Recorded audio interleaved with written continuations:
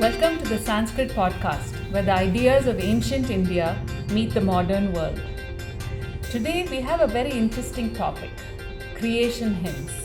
And to talk with us about it is hari.ravikumar. Namaste Hari. Thank you for coming on the show. Thank you for having me. Hari is an engineer by training, but has worked in many areas. At different points of time, he has been a software programmer, an editor, a teacher, a researcher, a content manager, a translator, and a designer. He presently teaches the violin at the Subramaniam Academy of Performing Arts and is also on the advisory board as a member of Pramiti, a Bangalore-based school that promotes alternative education.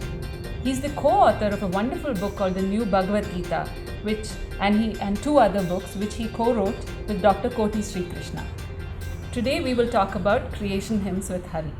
So you're co-writing a translation of all these creation hymns from the Vedas. Now I have two questions for you. What are creation hymns and why should we care about them? Basically, creation hymns are ancient poems and stories and myths about how the world was created. And this could also consist of stories about how humans were created, how the animals, the plants, the planets, how water was created, fire, so many aspects. The reason why we're interested in creation is because we're interested in ourselves. From the earliest times when humans have inhabited this planet, we are interested in several topics, and today we have so many fields of study. And it has all come from the basic need of human beings to know themselves. And their place in the world, I guess. Yeah, so once they understand their existence, they want to know about their existence, their origin, their sustenance, and their place in the world, and the world around them with respect to themselves. Yeah. So this is a very fundamental need of human beings from the beginning of time.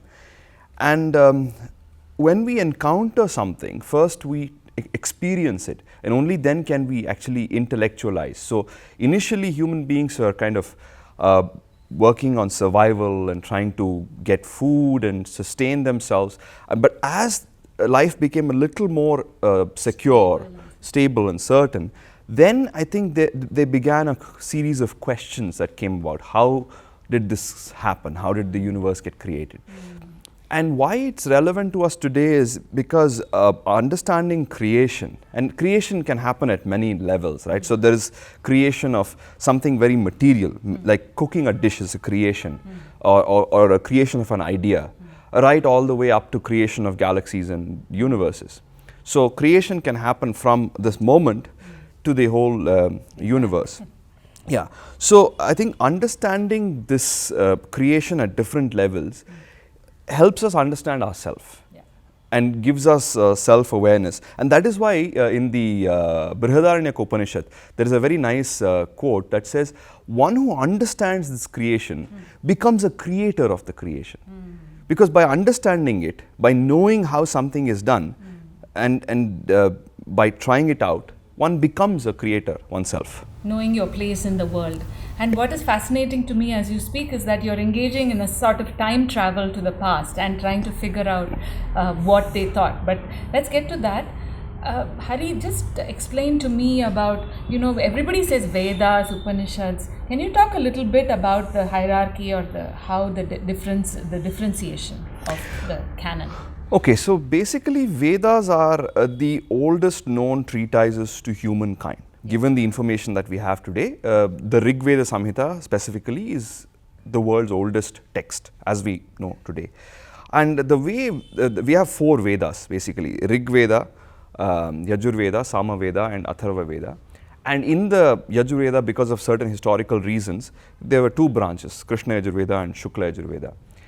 And each of these Vedic texts have the Samhita portion, which is the initial set of poems. Then we have the Brahmanas, which are more to do with the ritualistic aspects. Then we have the Aranyakas, which are slightly more contemplative.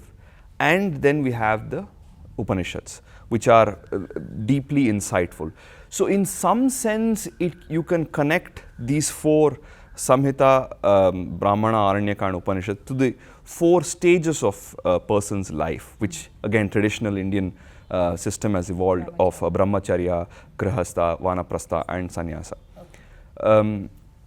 So each of these Vedas have these texts, and for this particular collection what we are working on, we have chosen creation hymns from all these various texts of the Vedas. Oh, so it came through the ages. It wasn't just at one point when they contemplated this, they did these creation hymns. No, because Vedas itself, they have evolved over the years, because there are a lot of discussions about how old the Vedas are, how old is Rigveda Samhita. There's always constant new information coming in, some scholars writing about this, and most recent study says it's about 7,000 years old. But this is very difficult, because if you open the Rigveda Samhita and take the first poem, you see that it's such a marvelous conception. It could not have been done suddenly. So the language itself had to evolve for so many years. So our tradition has to be, spread over a long period of time to even get something to that refined state of the Vedic text. So they have evolved, and the initial creation hymns, what you see in the Rigveda Samhita, those are very fascinating, and over time they have evolved, and newer layers of meaning have been added. But everything goes back to the Rigveda Samhita, and it has been the inspiration for many of the other later texts. So you think they refined it for like 2,000 years, and then from then on it was unchanged for 5,000 or so? I don't think, at some point it would have become fixed. Yeah, right, because the Vedic texts are the what we call as revealed wisdom or Shruti, that which was heard by divine inspiration kind of thing. So at some point of time they would have standardized it, but for a long time it was still growing and the text was evolving. Some of the cryptic things of the past were being explained in later texts, expanded upon, so things like that. So I think that this Vedic canon is a very good representation of what today we call as Hinduism. And there were so many suktas of the Vedas that have creation hymns, and we've picked from these for our work. So I'm going to ask you what a sukta is, but one thing you said, the Shruti, which I had heard of revealed wisdom, I think it's such a beautiful phrase, because in English we call it the muse, as if something is visiting you. And our saints had the same thing, that it came from somewhere else. So the current connotation is that if you're a genius or a creator, you create, whereas our ancients said it came to us. Yeah, and exactly, and like you said, it's even though it was something that they have conceived, either it could have been because of divine inspiration, or even if somebody had thought of an idea and composed it like a modern poet does, they didn't want to retain the ownership with them. They wanted to dedicate it to a higher force, so that the burden is not on them. And even like you rightly invoked the idea of muse and genius, now we say people, he is a genius. Those days they said he had genius. So genius was something aside that was helping him or her to create something new. And that is a very, very soothing feeling, that you are not having the responsibility of the creation. I don't know if you saw that TED talk by Elizabeth Gilbert, where she talks about genius coming to you, and you're absolutely right. So I want to go back to the original question. You say suktas. Now I grew up hearing sukta, stotra, mantra. Please delineate what these things are. Very often in common parlance we find that they are used interchangeably. A sukta is a poem which is usually found in the Samhita texts. So in the Rigveda Samhita, or in the Taittiriya Samhita of Krishna Yajurveda, Vajrasani Samhita of Shukla Yajurveda, then we have Gautama Samhita in Samaveda, and Shaunaka and Paipalada Samhitas in Atharva Veda. So typically whatever poem comes in these Samhita texts, they are called as suktas, and suktas are made up of verses, which are generally referred to as mantras. Now, in this context, now in the Rig Veda, the mantras are riks, which are poetry basically. In the Samaveda, the mantras are called saman. Saman is a song, and in the Yajurveda, it's called yajus, which is prose. But mantra actually refers to a certain kind of a utterance which has got spiritual power. So mantra can be even like one syllable, Om. It's a mantra. Or it can be one line, Om Namo Narayana, Om Namah Shivaya. Or in the Buddhist mantra of Om Mani Padme Hum. Then mantra can be even a whole verse like Gayatri mantra. In fact, it's called Gayatri mantra because it is in the Gayatri Chandas of 3 lines and 8 syllables each. Then mantra can be even a whole poem by itself. So, What about shloka and stotra? okay, now stotra or stuti is a prayer which is in praise of some god. It is of praise of Lakshmi Lalita Sahasranamam or Vishnu Sahasranamam or Hanuman Chalisa. These are stotra. Yeah, they are all stotras or stutis, where it's a prayer which is praising so it will be talking about the great adventures and courageous acts of these gods and goddesses. Whereas a shloka is a particular kind of verse.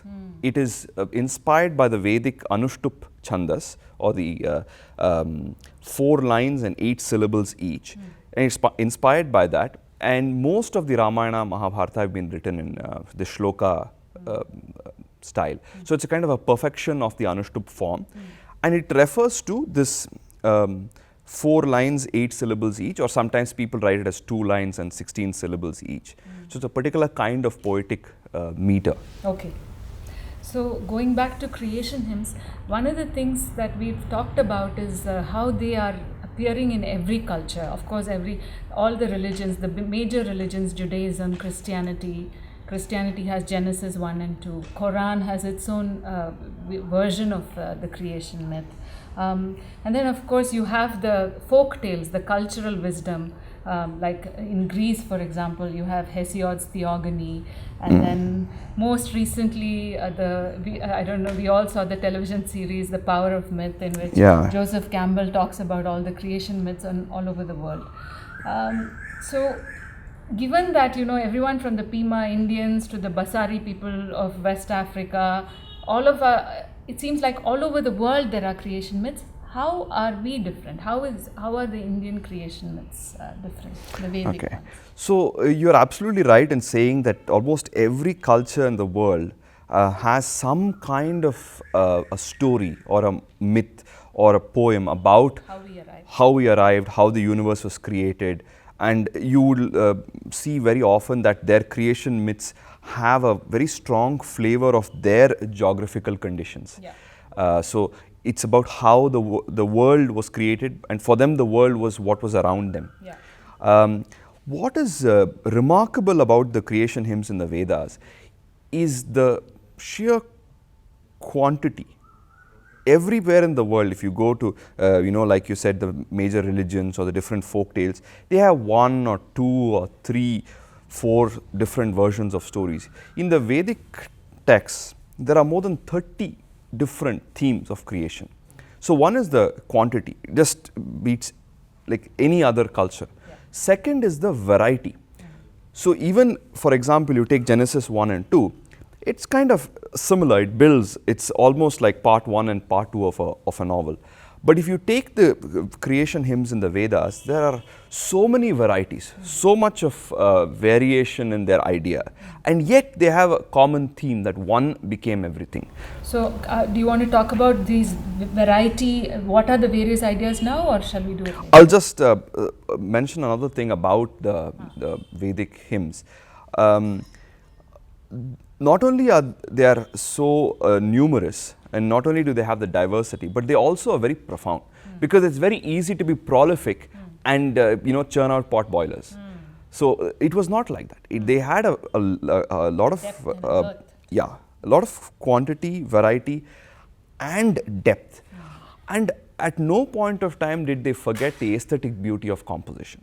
So they had the profundity of the message, they had several themes and ideas, but at all the time being very close to the aesthetic beauty of poetry itself. And let's talk about the themes then. I'm sorry. No, one other thing is interesting thing that you might see in the Indian tradition is that what I'm talking about is only with regard to the Vedic tradition.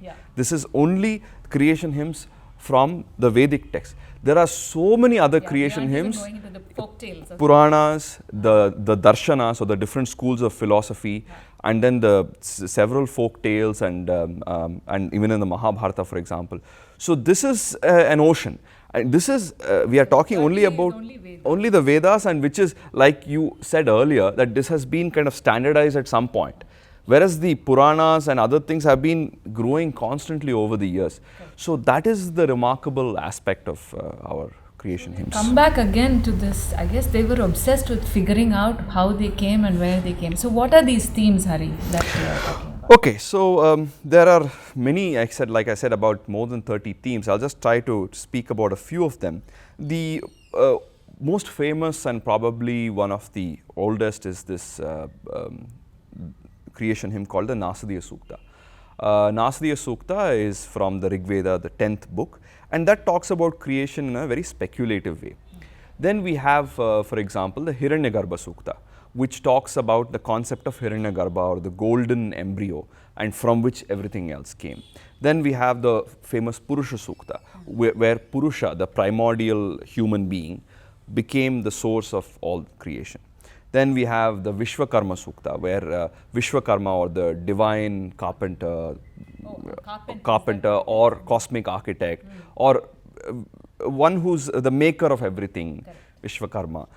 He created the whole universe, like a builder builds something. So it's a construction model. So it's an outward-in kind of model where they construct. And the Hiranyagarbha is an inward-out. Yeah, inward-out kind of a thing. Then there are metaphors where creation is considered as a yajna. As a yajna is the traditional fire ritual in the Vedas, where there is a square-shaped altar, and they have fire, and then they pour ghee and other things in the fire. So this is a particular Vedic ritual, and this ritual has been used as a metaphor for creation. Then we have creation by the union of the male creative principle and the female creative principle, they coming together.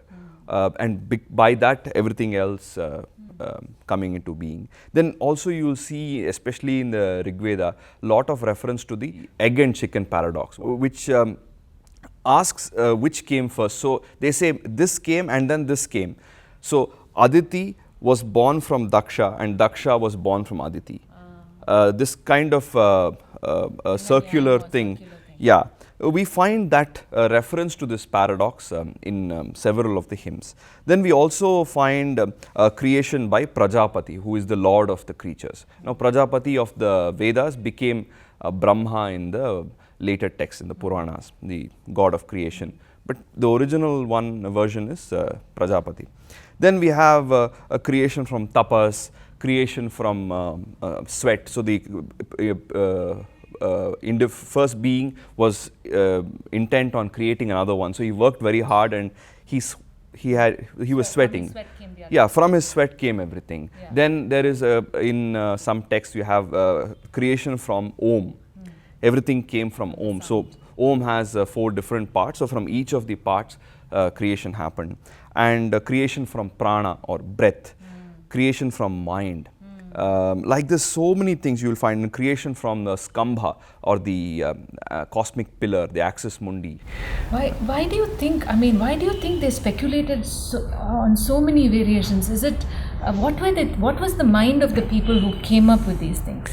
So the thing is, the ancient people, I think, they probably had the same amount of intelligence as we have. This is what I think. But the amount of access to information was infinitely small compared to today. Like, imagine the amount of information that's uploaded to the internet in 1 second. They probably didn't have access to that in their entire lifetime, that much of information. And for them to develop this kind of sensitivity and insight is fascinating. And I think the way they went about is... Sorry, Hari. Were they speculating, I mean, just throwing out one theory after another, or do you think there was a gradual, okay, this came first, this came... So it was a refinement of this theory, or was it multiple... No, initially, I think it is just an outpouring of ideas. In fact, the word srishti, which is the word for creation, itself means pouring forth or letting out. Okay. So Srishti itself, by the very definition of the word, the etymology of the word is kind of pouring out. Okay. So they were just pouring out ideas, but in a very structured poetic form, which was their way of expression. Correct. And they are trying to speculate, they're trying to figure out more about the world, they're trying to understand how these things happen. And all through they're trying new ways. You can see the evolution of ideas within a same text itself. In the Rig Veda itself, you can see the evolution of ideas. And then, for example, in the Rig Veda, from the Rig Veda to the Yajur Veda, the same Nasdiya Sukta is repeated in Rig Veda and in the Yajur Veda, but in the Yajur Veda it adds on few more lines. It gives some more ideas and a resolution to the original question.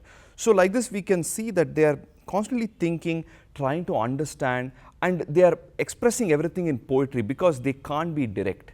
They have to be indirect because it's not a science. They're not trying to find a law. Big Bang Theory. Yeah, they're not trying to find a Big Bang Theory. Yeah. What they're trying to do is trying to understand how these things happened and then share their experience through poetry, which is indirect and which is very metaphorical. They understood that. So they're covering all their bases. Right. Yeah, and they realize that creation is very sophisticated and it cannot be put in a simple formula. So it is more a metaphorical poetry, which is why we are interested in it even today. Whereas if they had given a scientific theory, it would have been disproved by their own, next generation. Yes.